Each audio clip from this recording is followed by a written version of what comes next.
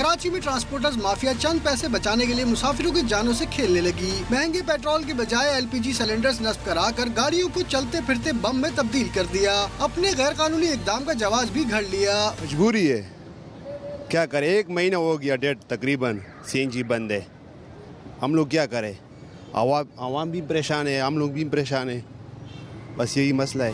Public transport میں سفر کرنے والے مسافر کاموں پر جانے کے لیے اپنی جان خطرے میں ڈالنے پر مجبور ہیں۔ کیا کریں، مجبوری جانا تو ہے نا، جاب کرتے ہیں آگے۔ اب اتنے واقعات ہو رہے ہیں، بھی دیکھو اپنے کیا کر سکتے ہیں آپ بتاؤ، اگر غریب آدمی نہیں کر سکتا روٹی کیسے کمائے گا، آپ کو پتہ ہے۔ سب کیا کرے، ابھی مجبوری یہی ہے نا کہ وہ سوئی گیس نہیں ہے، تو اس لیے مطلب یہی مسئلہ بن گیا، ابھی پریشانی تو ہے نا، CNG بند ہے۔ ہاں جی، اس کی وجہ سے مسئلہ ہے، ابھی مجبوری ہے، جانا تو ہے نا، غریب لوگ کیا کریں۔ کراچی میں چلتی گاڑیوں میں آگ لگنے کے متعدد واقعات بھی ٹرانسپورٹرز کو LPG سلنڈر سے دور نہیں رکھ سکے۔ دوسری طرف ٹریفک پولیس حکام کا دعویٰ ہے کہ جس گاڑی میں LPG سلنڈر لگا ہوتا ہے اس کے خلاف کارروائی کی جاتی ہے۔